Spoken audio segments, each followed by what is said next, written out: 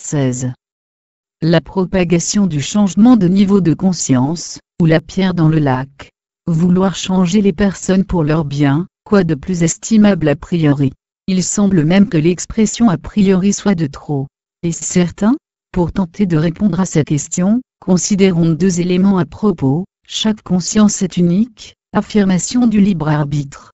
Quoique nous utilisions notre conscience à chaque instant, que nous sommes cette conscience, celle-ci n'en demeure pas moins unique, et ce qui se passe en elle, ce qui donnera naissance à des ramifications de pensée, de sentiments et de sensations pour aboutir à la manifestation d'attitudes particulières demeure un mystère, souvent même pour la personne qui vit l'événement.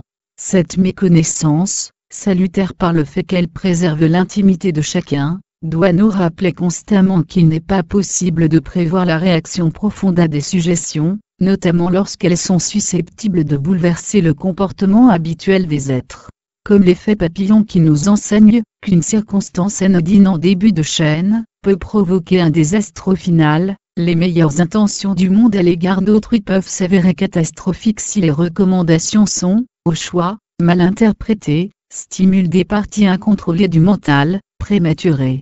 À partir de ce constat, si, ayant fait l'expérience d'un changement de niveau de conscience, et constaté les bienfaits ressentis, faudrait-il malgré tout renoncer à le partager? Non, si l'on respecte rigoureusement un certain formalisme.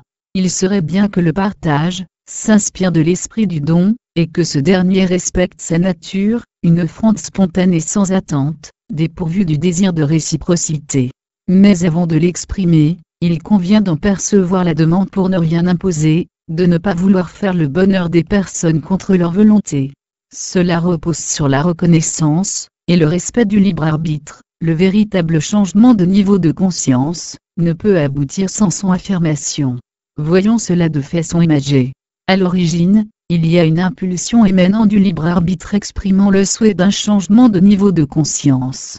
Progressivement, celui-ci s'installe dans le mental, lui donnant une nouvelle orientation. L'impulsion initiale serait, comme une pierre jetée au milieu d'un lac, le changement de conscience qui s'installe et s'amplifie graduellement, les ondes circulaires qui prennent naissance, et s'étendent à partir du point d'impact. Ce schéma, modélisé sur la physique ondulatoire pour expliquer le changement de niveau de conscience, peut être étendu à l'ensemble du processus de la pensée. De quelle façon? La pensée est considérée ici comme le processus central, celui qui soutient la totalité des développements mentaux, qu'ils soient conscients ou inconscients. Un comportement, une attitude, exprime généralement la résultante de plusieurs courants de pensée, que l'on assimilera à des interférences d'ondes. Figure 1. Revenons quelques instants au phénomène physique des ondes.